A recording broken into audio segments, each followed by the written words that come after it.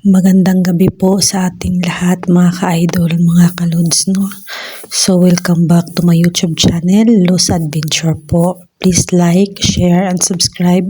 Comment down below po para naman ma-enjoy ko po yung mga pagbabasa ng mga comments nyo. Salamat po sa lahat ng mga nagsubaybay sa aking istorya. Sa lahat po ng mga nag-aabang ng aking mga videos, sa lahat po ng silent viewers ko, sa lahat ng mga nag-comment, nag-like, nag-share, salamat po ng marami. So shout out po sa ating lahat, ingat po tayong lahat dyan at sana po ay nasa mabuti po tayong kalagayan. Kung mapapansin nyo po ang aking video pagkatapos ko pong umiyak ay ito na po ang nangyari. Pinilhan po ako ng pagkain, inilagay po nila sa labas ng pintuan, tapos nung pagkatapos ko pong maglaba ay yun nga, hinayaan ko na sana yun, kaya yun, kinuha ko na rin para wala nang masyadong magka-problema pa ako. Magpa-pride pa ako para hindi ko kunin yung pagkain. Syempre nahiya naman ako. Kaya lang syempre, dahil binigyan nila ako ng pagkain, binilan ako galing pa sa labas, yan, fried chicken po yan, tsaka french fries na may kasamang kubos. Kaya yun, sa sobrang gutom ko mga lods, kinuha ko na. Tapos, ang nangyari, yan, kumain ako ng kumain at may patulo-tulo pa yung luha ko dyan, hindi na lang halata. Pero syempre, napagod na talaga ako sa kakaiyak. Kasi ang sarap talagang umiyak ng time na yan, kaya iniyak ko ng iniyak, sabay kumain ako. So, nirelax ko yung sarili ko, kaya, ayan, parang nakamove on na kagad ako. Pero syempre, namumroblema ako mga lods, no? Paano kaya ang bukas, kinabukasan, ganun. Ganun po kasi tayong mga OFW. Yung mga OFW po yan, syempre nakaka-relate po yan sila. Na pag once nakakabangayan mo yung amo mo ngayon, kinabukasan po ay mag-aalala ka kung anong magiging trato sa'yo, kung anong magiging surprise na papakita sa'yo. Kaya yun, kinabukasan nito mga ka-idol ay nagtrabaho ako. Sa awa ng Diyos ay lumala ang problema. Pero hindi naman asin lumala.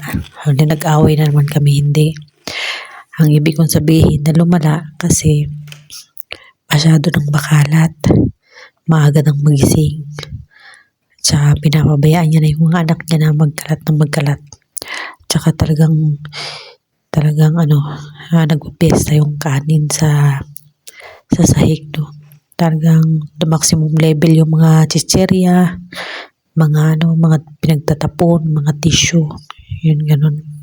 Kung masyadong maano yung kalat nung hindi pa kami nag-away, pero at least kalat lang yung ng mga laruan.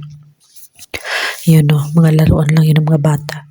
Nung nag-away na kami, ay pati kanin, mga pagkain, yan, tissue na pinagsingahan, yun, nagkakalat na siya. At saka sa kusina, syempre masyado na siyang makalat. Syempre kinabukasan nito mga ka-idol, hindi kami nag-uusap, yun. Pero hindi ako yung galit, hindi naman talaga ako nagagalit, yun, tahimik lang ako. Tahimik din siya, hindi niya ako tinatawag. Pinabayaan niya lang ako, hindi niya ako tinatawag.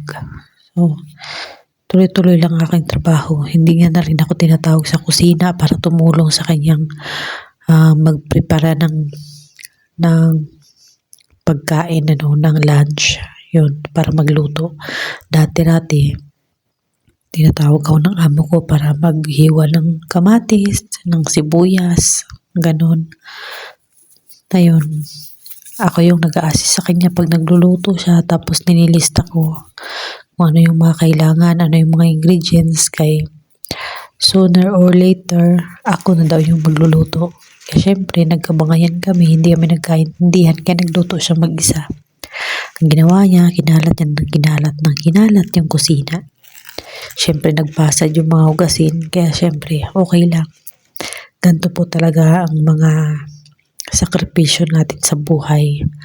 Minsan dumating tayo sa stage na parang pinag-iisipang mabuti na kaya ko ba to? Kaya ko pa ba? Magtsatsaga ba ako? Lalaban ba ako? Hanggang matapos yung 2 taon ko? Or magpapaalam ba ako? Magbatid ba ako sa agency? Lilipat ba ako ng ibang amo? Kasi ang iniisip ko mga kalods, no, pag naglipat ako ng ibang amo is sayang yung 3 weeks ko na dito. Kasi babalik tayo sa umpisa. Siyempre pag bumalik tayo sa umpisa, another first day ko na naman. Tapos pakisama na naman. Tapos yun, kakabisaduhin mo naman yung gamit sa bahay, kalakaran sa bahay. Tsaka syempre, masasayang yung 3 weeks ko, mawawala na yun. Another 2 years na naman. Tapos, mabait naman sila mga ka-idol. Mabait po sila. As in, hindi sila masyadong maingay. Hindi sila masyadong nagtatawag. Ang problema ko lang po talaga dito is ang pagkain. Yun, once a day lang ako kumakain. Kaya syempre, dumarating ako sa point na sobrang pagod na ako. Nanginginig na ako sa gutom. Masakit na yung ulo ko. Yeah, talagang kapag tinambakan ako ng trabaho, talagang tapos okay lang yung tambak ng trabaho, wag ka lang yung hanapan ba ng mali. So hanggang dito na lang mga kalods, no, for today's update and for today's videos. Yan lang po muna ang ma-update ko sa inyo ngayon. Importante, nakakain na po ako. Ayan, medyo matino-tino ng aking pag-iisip. Salamat po ng maraming sa lahat po ng mga advices, mga suggestion ninyo. Bye for now.